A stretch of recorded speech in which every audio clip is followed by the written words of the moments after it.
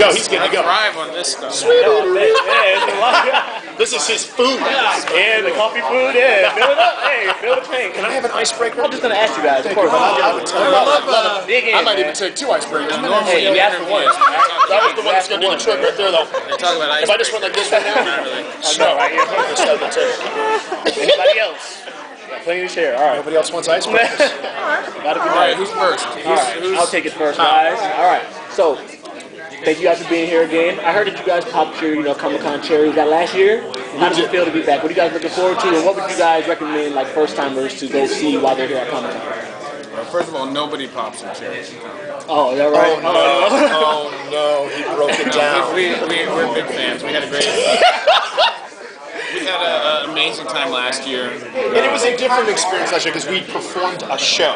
We put on it, we did the show. Okay. But this is, now I feel like we've really done it. Because we did doing a panel, we've really done it. As someone who did a panel last year, this was a much better panel experience. Oh, was Than my panel. I did a panel last year for a Fox animated show that didn't end up being on Fox. That never aired. Yeah, I was a voice actor, but then no one knew who we were, what the show was. We were ghosts. We were like zombies. That's horrible. Who are you? I'm sorry, you're actually supposed to take the trash out the back. Oh, no, yeah. Disrespect. More fun this year. Yeah, okay, yeah. A little more recognition, so yeah, it's a lot more smooth, yeah. A show that people know is always It's always good, right? definitely, When you know what the show is. We, I mean, the other big thing is that it's just to walk. Sometimes you can go to different events. Like, I'm not aware of all the events right now. Okay. I know that there's a parkour Assassin's Creed I just course, heard which I about hear that, is pretty cool. And people are telling people to play There's laser. a laser tag. Laser Looking tag. forward to it. I heard the voice go up, yeah. Laser tag. I want to get the laser tag. But the other thing is just walk around San Diego. Yeah. You know what I mean? It's just because it feels, the best thing is it feels festive. It feels like it feels when you go to New Orleans and Mardi Gras. That festive feel. Less vomit though. Less vomit. Yeah.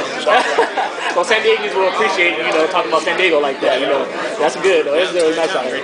Thank you. I am from San Diego, so I do appreciate it. San Diego. San Diego here, yes. Well, we will be coming back here at least once a year. Once a year for this great Quite event, some time. yeah. We're sold. We love this. This is terrific. Good to hear that. Good. So I want to ask you guys about being included in Time Magazine's 100 Most Influential and a Peabody and the Emmys nomination. So how does all that feel? How does it feel? I can't speak for Jordan in this particular case. I shouldn't speak for him in any case. He's his own man. But it's still dreamlike because I think what it is, we're so busy. And I think that sometimes if an actor does a piece of work, gets nominated for Emmy, and they might be on a break, they might be on vacation, something like that, they can soak that in.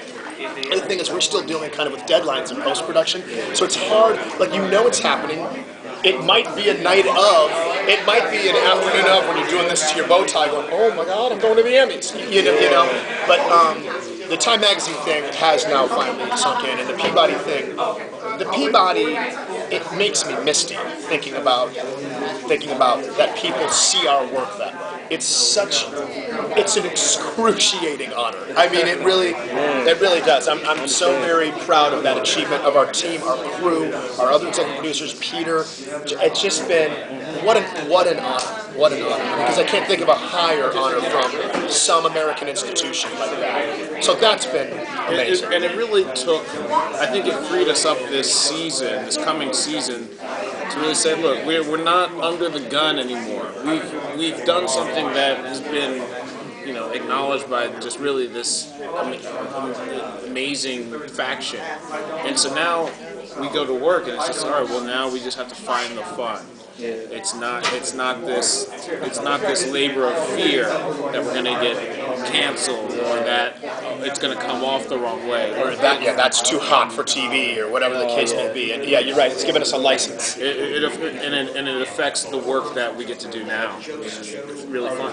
Great. You guys go? Yeah, actually, so Steve and Jordan, you all started off on Fox, but of course network TV. Talk about the difference being on cable when it comes to writing, to the marketing, and also the directing. I'd say the biggest difference is it's hard to answer the question completely because we were never in the rooms with the executive producers making decisions based on commerce and standards and practices when we were on Mad. And we are in the room here, and I always wonder how different the rooms are. What are the considerations that nobody at Comedy Central has to concern themselves with, that they concern themselves with all the time at Fox. So but I think that it did feel more limiting. You know, there were decisions that would come down and go, so now we're not doing that sketch, or you were cast in a sketch and then a star wanted to do a guest star and you're no longer in that sketch, and you get that that's a powers that be thing. So I thought there was more of that going on there. Even if we weren't in that room, you can sense it. Yeah. And for a network, you know, establish a network like Fox, you know, these are channels that need to, you know, are working on establishing their voice and everything. And Comedy Central, it's about comedy. So within that niche, they can essentially push us to express ourselves, and we're already in line with what they want. We're a comedy show, and the only thing left that's important is why is this show important? Why is this show? Why do we need this show on a comedy network? What's unique about this show from any of our other shows? So it's amazing. Can you imagine being Fox or NBC? They're just throwing spaghetti at the wall. Because they need a wide swath of shows to get right. It's called broadcast television, not narrow cast television. Yeah. And there's more freedom too. I mean, there's definitely. I was 27 when we did the pilot for Keegan-Michael, and you know, for them to trust me to do that and to allow me to work on the show for as long as I have, that's a level of trust that I think is harder won at the network level. So you know, for cable, they're willing to take more chances because they have the freedom and the ability to, which is great. It results in more interesting shows. Okay. I want to ask a question about, you know, the most human-like possible. Thinking back when you guys first started talking and being like, you know, I want to do sketches together. Let's start something on our own. And now seeing yourself 3 seasons in with the 4th season coming up, how was that feeling? Just thinking about it was just a dream, it was just an idea. Now it's all running, it's huge, all over Comedy Central. How did that feel for you guys? It's very cool. I mean, it really is terrific. I had, you know, I knew the second that I have to say, the second I knew I was going to get to pitch this show with him, I knew that if we got to make a pilot, it was going to work. Okay, yeah. Because I just have so much faith in what he does. I mean, I've never seen a performer that, you know, just hits consistently and so well, and it lands so hard.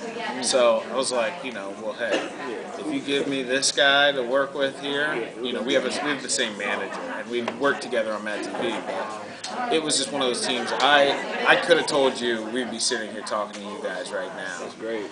And for me, you know, I have a very similar sentiment in that as we were writing together at Mad, I was just watching him grow into a monster. Wow. And I knew, I mean, like I'm saying, like, no, you're a skinny guy who's 6'4", and the next thing you know, you're 300 pounds, and you're nothing but muscle, and you're the best defensive lineman in the NFL. And I just was like, there's